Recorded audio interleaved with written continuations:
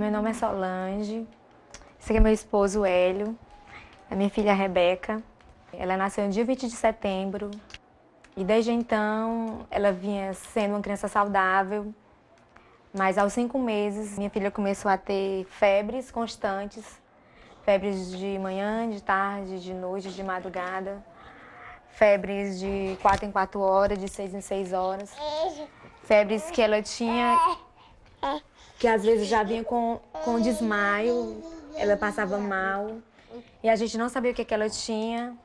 Fizemos exame de sangue, foram momentos que a gente já começou um sofrimento sem saber o que ia acontecer.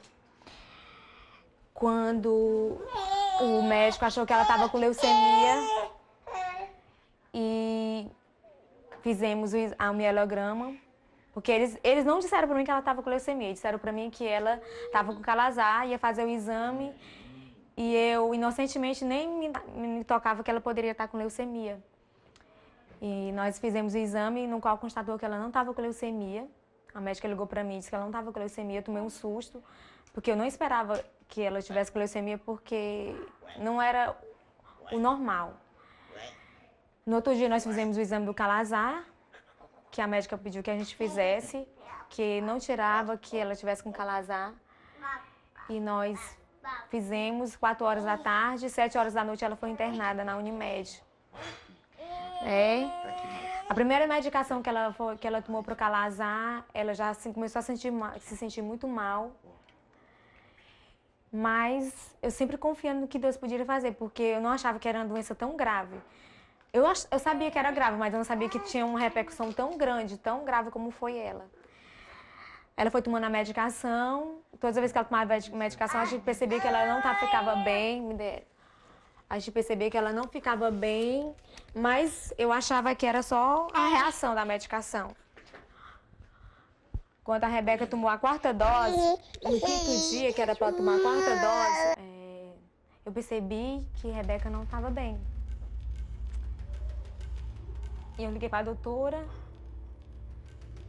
e pedi para ela ir. Ela disse, olha, a gente vai tirar a dose, vai tirar e vamos ver o que vai acontecer.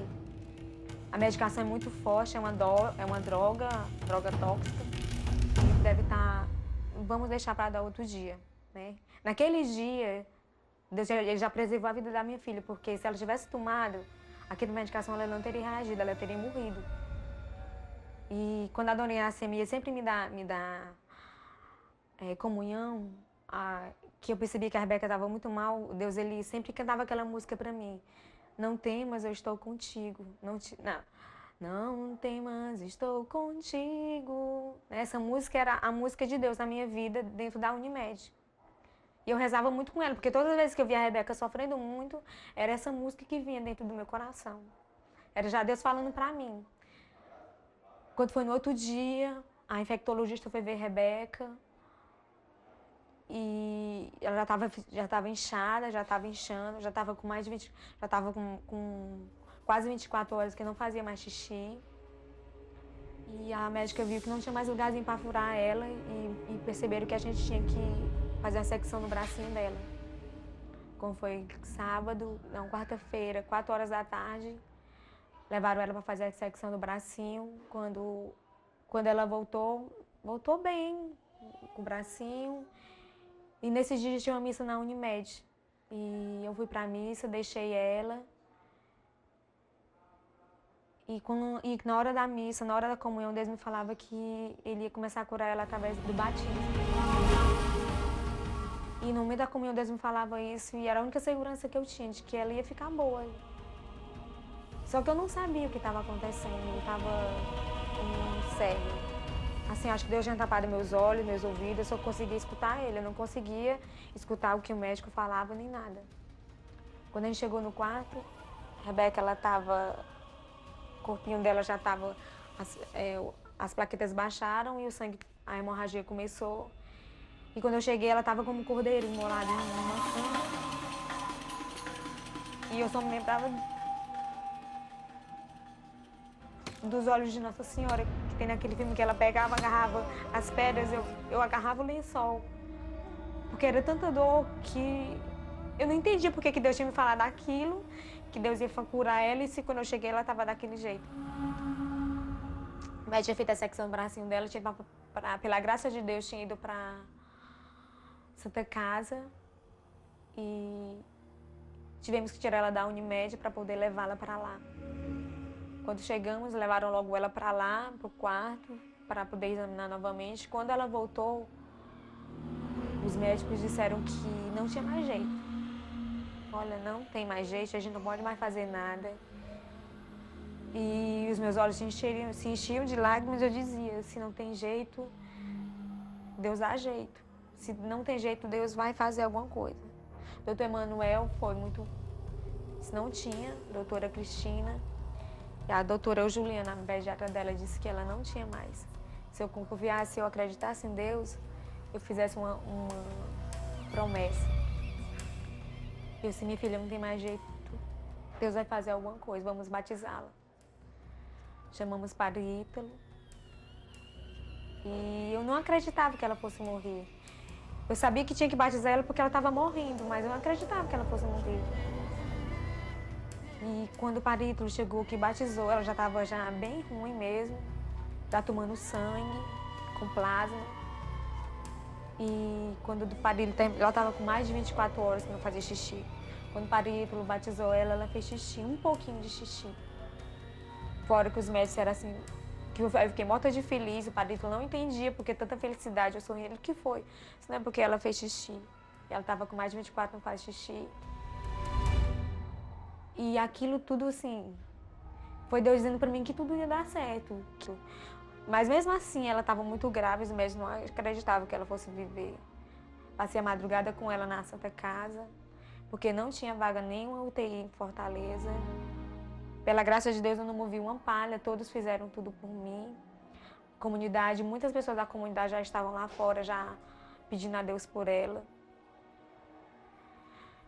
Quando chegou pela manhã, e ela sempre tomando sangue, tomando plasma.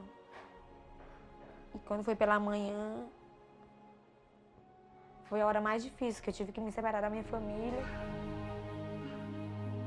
E eu vi que naquele momento só tinha Deus pra mim.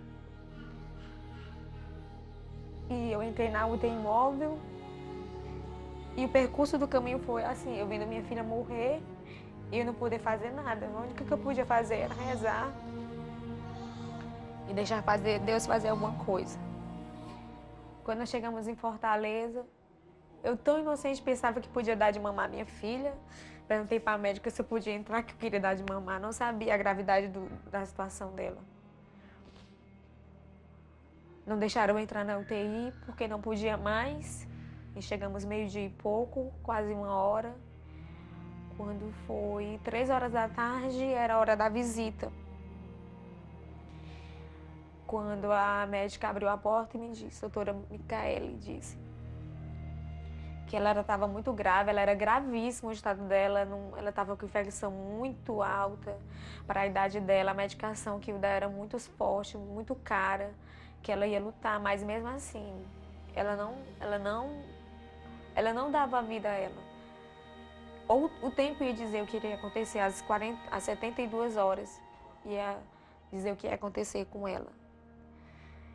E quando, nesse dia, a visita é de 3 às 4 da tarde, nesse dia a visita só foi 5 minutos por ela, porque ela estava muito grave e não se podia ter visita, porque os médicos tinham que estar todo o tempo com ela. Quando eu entrei na UTI, que eu vi ela, o oxigênio por ela, o oxigênio ele pulsava o corpinho dela, ela não conseguia mais respirar. Estava muito inchada, bem mais inchada. Não parecia um bebê, parecia assim, não sei. E naquele momento foi o momento mais de dor na minha vida, porque eu vi a misericórdia de Deus na minha vida e a única coisa que eu podia ter era só Deus naquele momento. Mas fui embora, tinha que sair, tinha que deixar ela lá e fui. Foram momentos de muita solidão, de muita dor, em que eu só podia rezar. Quando foi à noite, teve a visita de novo, mesmo dia, eu cheguei 8 horas, que era a hora da visita, de 8 às 9. Foi um momento que eu fiquei de 8